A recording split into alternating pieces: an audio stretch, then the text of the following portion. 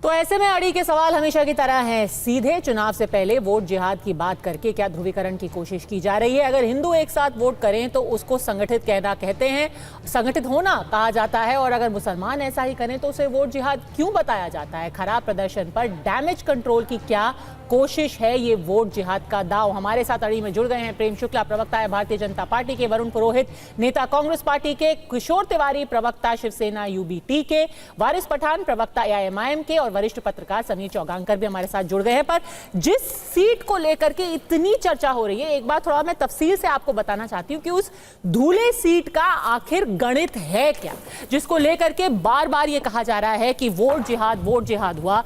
देवेंद्र फडणवीस ने भी इसकी चर्चा की। तो धूले की जो लोकसभा सीट है उसमें कुल मिलाकर के 6 असेंबली सीट्स आती हैं। कुल उसमें 6 असेंबली सीट्स हैं।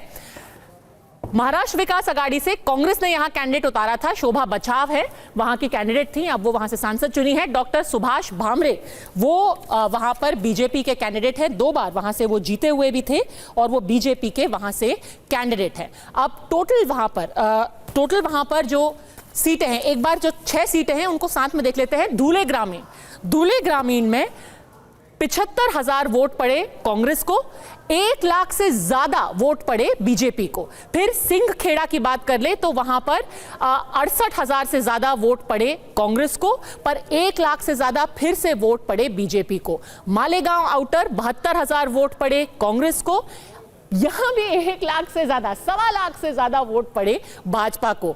बगलान में भी कुछ ऐसा ही देखने को मिला गया, 78,000 कांग्रेस को, 1 लाख से ज्यादा बीजेपी को।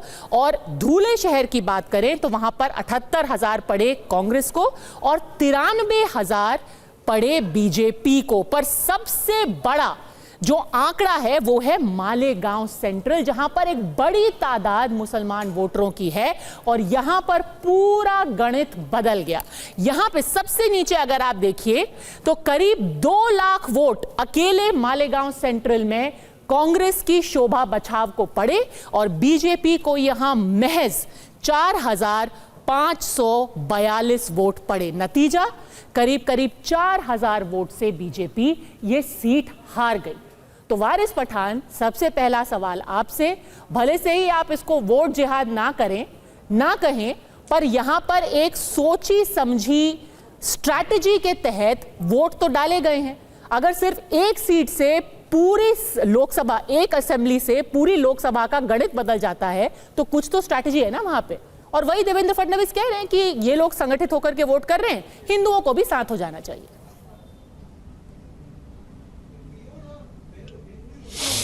देखिए पद्मजा जी, सबसे पहले तो मैं कहूंगा कि देवेंद्र फडणवीस जी महाराष्ट्र के उप मुख्यमंत्री हैं। संविधान की उन्होंने शपथ ली है, संविधान की शपथ लेकर वो पहले मुख्यमंत्री बने, मुख्यमंत्री में होम मिनिस्टर है। और उनको चुनाव के पहले इस तरह के अल्फाज इस्तेमाल करना, लव जिहाद, वोट जिहाद, ये असंवैधानिक है, ये उनको शोभा नहीं देता। उनको अपने अल्फाज वापस देना चाहिए कि उन्होंने तमाम वोटरों का इंसल्ट किया है जिन्होंने वोट दिया है। अब बात नंबर 2, ये क्यों बोलने का मौका आ गया लव जिहाद, वोट जिहाद? इसके पहले भी फ्लोर ऑफ द असेंबली में महाराष्ट्र के इन्हीं की सरकार के मंत्री लोधा जी ने खड़े होकर कहा था लव जिहाद के लाखों मामले बढ़ गए, तो खोदा पहाड़ निकला चूहा, जब इंक्वायरी किया तो कुछ आया ही नहीं उसमें। अब ये वोट जिहाद की बात करने लग गए और ये बोलने की जरूरत क्यों पड़ रही है, इसके ऊपर भी जरा तवज्जो डालना बहुत जरूरी है। महाराष्ट्र में चुनाव आने वाले हैं, 2 महीने में चुनाव है। बीजेपी को अपनी कुर्सी पूरी तरह से सरकती हुई नजर आ गई है। उनको विकास के नाम पर, डेवलपमेंट के नाम पर टोटल वो फेल हो चुके हैं। तो बीच में उन्होंने शुरू किया अपने नफरती चिंटुओं को भेजना, जाओ भड़काओ, भाषण करो, और किस तरह से। अब मुझे नफरती चिंटू तो नहीं पता, पर पहली बार अगर सार्वजनिक जीवन में वोट जिहाद की बात की किसी ने चुनावी मंच पे, वो तो मारिया आलम थी ना, सलमान खुर्शीद की भतीजी, उन्होंने वोट जिहाद की बात की थी। सुनने, अब अगर आप उनको नफरती चिंटू बोल रहे तो पता नहीं। मैं आपकी बात का जवाब दे रहा हूं पद्मा जी। बीच में आप ऐसा टोकेंगे, बोलिए, बीच में रोकेंगे तो डिबेट का पूरा स्वाद चला जाएगा। दर्शक सुनना चाहता है कि हमारे क्या प्रतिक्रिया है, हमारे क्या व्यू है। आपके व्यू दर्शक को पता है कि आप बीजेपी की साइड लेने वाले हैं। हमारे व्यू जानना आपके भी व्यू सबको पता है, पर बोलिए, आपके बहुत महाराष्ट्र में 2 महीने, महाराष्ट्र में महाराष्ट्र में 2 महीने बाद चुनाव होने वाला है। भाजपा को अपनी जमीन टोटली खसकती हुई नजर आ गई, इसलिए अब इन्होंने इस तरह के अनाप शनाप बकवास करना शुरू कर दिया। अब लव जिहाद, लैंड जिहाद, पाकिस्तान आ जाएगा, मंगलसूत्र आ जाएगा, घुसपैठिया आ जाएंगे, वकफ आ गया, सब आ जाएंगे। उससे बाद में अब लोगों ने अभी नफरत ही अपने लोगों को भेज दिया है। पहले रामगिरी आ गया, उसने हमारे हुजूर मोहम्मद मुस्तफा सल्लल्लाहु अलैहि वसल्लम की शान में गुस्ताखी कर दी, उसके खिलाफ एफआईआर हुआ। महाराष्ट्र के मुख्यमंत्री ने उसको स्टेज पे बिठाया, शिंदे साहब ने, और कहा कि मैं देखता हूं इसका बाल भी कोई हाथ नहीं लगा सकता। वो खत्म नहीं हुआ, एफआईआर हुआ, उसको अरेस्ट नहीं किया, तो आ गया और एक नफरती चिंटू राणे।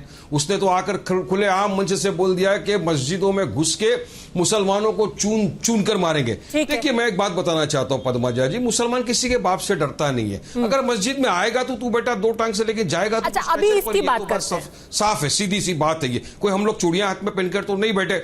अब उसके भड़काऊ भाषण पे भाजपा ने क्या एक्शन लिया? कुछ नहीं।